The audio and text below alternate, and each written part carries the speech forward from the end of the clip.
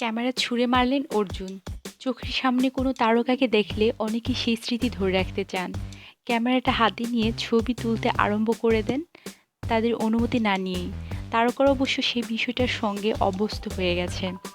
বেশিরভাগ সময় তারা এ বিষয় নিয়ে কোনো আপত্তি করে না। কিন্তু গতকাল ভোর রাত ভারতের দিল্লির একটি তারকা হোটেলের ছবি তোলাকে কেন্দ্র করে এক ব্যক্তির সঙ্গে হাতাহাতি পর্যন্ত ঘটে গেছে অভিনেতা অর্জুন রামপালের। ভুক্তভোগী সেই ব্যক্তি আজ অর্জুনের নামে একটি মামলা করেছেন। ঘটনাটি ঘটেছে ভারতীয় সময় ভোর রাত 3:30টায়। ভুক্তভোগী সেই ব্যক্তির নাম সুবিদ। তিনি বলেন, আমি বুঝতে পারলাম না অর্জুন রামপাল কেন এমন করলো। আমি শুধু তার সাথে একটি ছবি তুলতে চেয়েছিলাম।